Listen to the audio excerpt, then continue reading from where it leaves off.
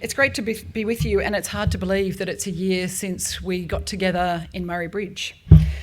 For those I'm yet to meet, Mike's stolen my line about saying that I have a mouthful of not only a title but a department, and we often laugh about that. But it indicates the breadth of the work that we do across the department and the way in which it interacts with the work that you do.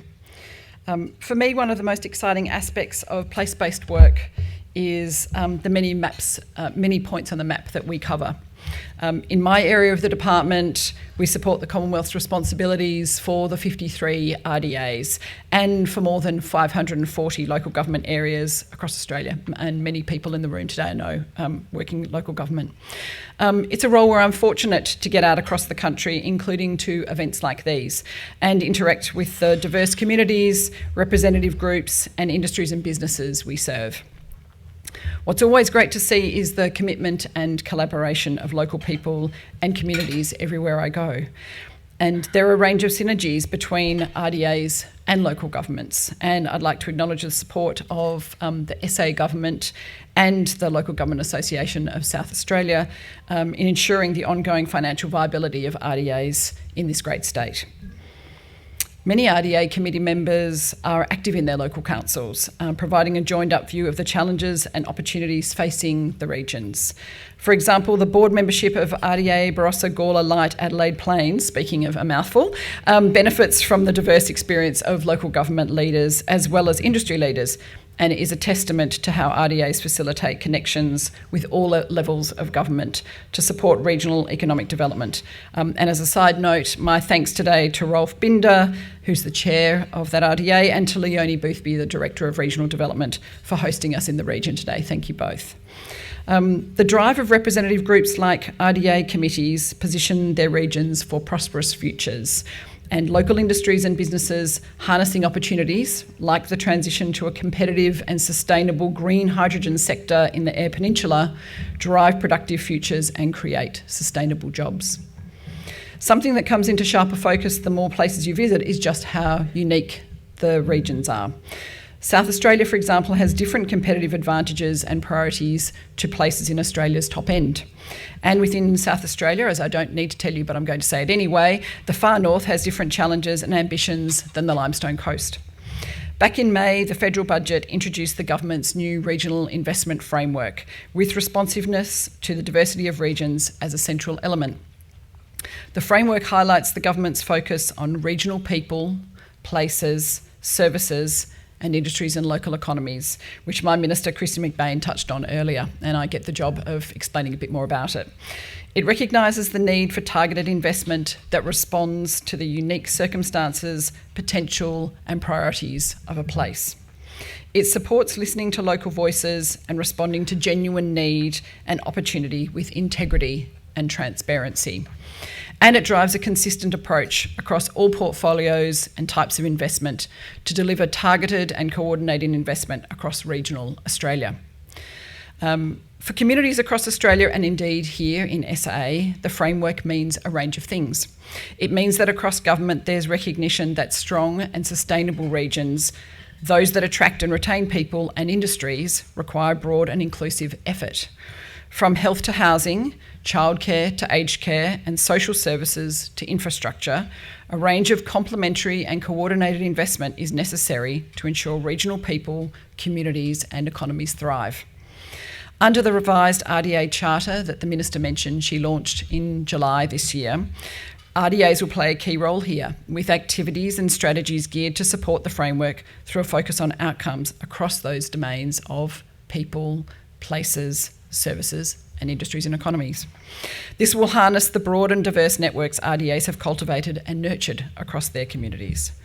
The framework also means that voices and views of regional people and communities are encouraged and heard under a genuine partnership approach.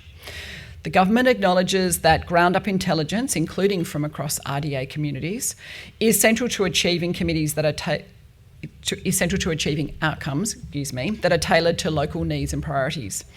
On this front, it's been great to see the framework embraced across the RDA network. You've also shown keen interest in contributing to the forthcoming State of the Regions report, which the government committed to deliver under the framework. While the report will shape up over the coming months, including in light of the input received from RDAs across the country, and thank you to those that contributed, it's anticipated to be a key tool in supporting the voices of RDAs and their regions to be heard. And we'll be using case studies and so on from the RDA network, and I know that some of those have already come forward. I note the theme of this summit focuses on unlocking the potential of South Australia's regions to drive their population growth. I know this is an important issue here and indeed across the country, and a big shout out to Jeff Brayley for winning the prize today for the best data visualisations to explain population growth. Communities are keen to ensure in a changing world that the places they love remain vibrant, inclusive, livable and productive. You're keen to leverage the comparative and competitive advantages of regions to attract people and businesses and drive population and economic growth. And you're committed to ensuring the people who call your patch home can access and participate in the education, skills and job opportunities of the future. RDA committees play a central role in shaping and delivering outcomes across regional Australia, including supporting sustainable populations. In many ways, you're the eyes and ears helping the government get it right for local communities. You're providing the local insights and cultivate the connections necessary to help design and deliver outcomes that make an impact on the ground. For example, because of you, we know that Adelaide Hills, Fleurieu and Kangaroo Island has made growing regional productivity a priority, including through a focus on expanding health services, increasing investment in public transport and developing more efficient freight routes. And we know that RDA Limestone Coast has developed a regional growth strategy, identifying the need to address low levels of population growth by building tertiary education and employment industry partnerships, which promote the region as a great place to work, live and study. For the regional investment framework to work as optimally as possible, RDAs need to keep building on these strengths. Alongside the alongside the revised RDA Charter, the department is helping RDAs to deliver. We've recently rolled out some new tools, including a new RDA Connect portal, an online space designed to enable collaboration between RDAs and their stakeholders, creating stronger cross-region linkages and developing solutions to common issues and better practice approaches to projects. The revamped RDA website also showcases just how extensive and diverse RDA skills, capabilities and achievements are, and if you haven't jumped on there yet, I'd encourage you to. As we've been reviewing 2023-24 business plans, it's encouraging to see how across the network you're embracing the framework and reflecting it in your forward plans. To take one example, RDA York and Mid-North's holistic plan focuses on upskilling local people, expanding the workforce, including through embracing diversity, addressing infrastructure needs and building an economy around value adding and innovation. In addition, the government remains committed to ensuring local government has a prominent voice in the national conversation. In June, the government held the first Australian Council of Local Government in over a decade. Attended by the PM, Cabinet Ministers, mayors from across Australia, this was an invaluable two-way dialogue between the Commonwealth and local governments. Participants at the ACLG heard from local government on issues that are important to them, including financial sustainability of the sector, supporting the transformation to net zero, attracting new industries to the region, and challenges with providing high quality enabling services locally. I know that Clinton will touch on some of this shortly, so Clinton, you're on notice. The theme of conversation and collaboration has continued throughout the year. In July, Minister McBain attended the RDA National Forum in Toowoomba, and I met up with many of you there, and I know she was genuine in saying how much she enjoyed that experience. And she had the chance to hear directly from you as her conduit to regional intelligence. Issues and potential solutions identified from roundtable discussions on housing and workforce availability involving RDAs from across the country were reported back to the Minister, with RDA Murraylands and Riverlands CEO Ben Fee, hi Ben, showcasing some of the great work that RDAs in South Australia have been doing to address housing shortages. Attendees also heard from the Regional Development South Australia Chair, the Honourable Rob Kerrin, who shared with delegates the successful collective impact of the South Australian RDA model. And as you know, that's where federal, state and local government recognising RDAs as the driver of regional development in the state. Boosting livability is central to attracting and retaining vibrant and diverse populations here in SA and across the country. The government is investing $1 billion over 3 years in new regional grants programs that will improve livability in regional towns and cities in partnership with the local level. The $600 million Growing Regions program is an early flagship example of the regional investment framework, setting the scene and making a difference in regions. The first round of the program closed early last month, and it's anticipated that successful applicants will be announced early next year. And then round 2 of the program is expected to open for expressions of interest in the first quarter of 2024. The Regional Precincts and Partnerships program, which is now open for applications, is a $400 million grant program that seeks to support transformative investment in regional Australia based on the principles of unifying regional places, growing economies and serving communities. Open to state, territory and local government agencies, regional unis and incorporated not-for-profits, grants will fund both precinct development or planning and delivery of precinct projects.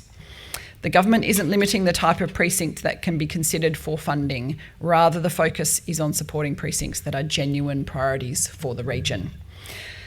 And the Commonwealth is particularly keen for this program to support genuine partnership with various groupings of eligible organisations like levels of government, regional universities and incorporated not-for-profits coming together with local stakeholders to pursue a precinct.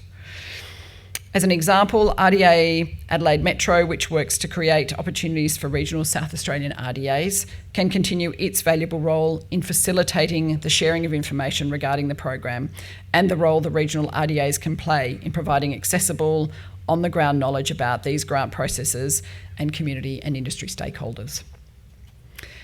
As important as infrastructure is to boosting livability, the framework recognises that vibrant, sustainable communities need more than just infrastructure. I know previous RDSA summits have focused on the topics of workforce and housing. I was there last year in Murray Bridge when these topics were front and centre.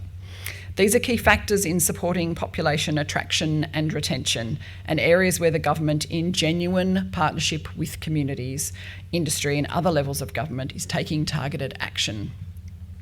Through an ambitious housing reform agenda and working with state, territory and local governments, the Australian government's committed to boosting the supply of all housing, more public and social housing, more affordable housing, more homes to rent and more homes to buy.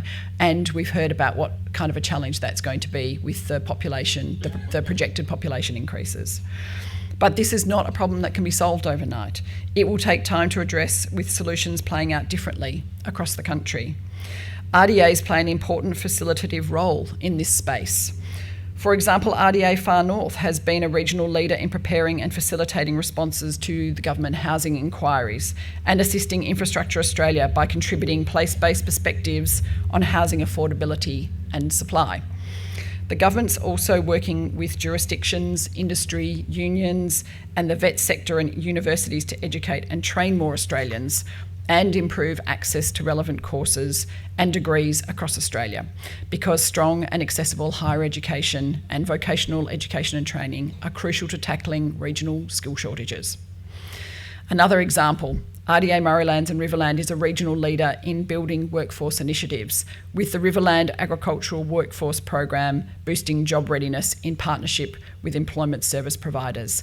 This type of program helps strengthen connections between stakeholders, leading to genuine collaborative projects and positive outcomes. I've really appreciated being able to talk about what the department and the broader government is doing around the regional investment framework, and importantly, how it can assist people like you who are working hard to make a positive impact in your regions. I'm really passionate about helping to create an environment where RDAs feel valued and listened to, and where they can have genuine impact. I'd encourage you to keep in touch. I know I try to. I'm responsible for 53 of the RDA, so I'm perhaps not as in touch as my team, and big shout out to Lee and Liv who are here from my team today. Please keep in touch with us and within your communities as we work together to seize opportunities and build strong and sustainable futures for regional Australia.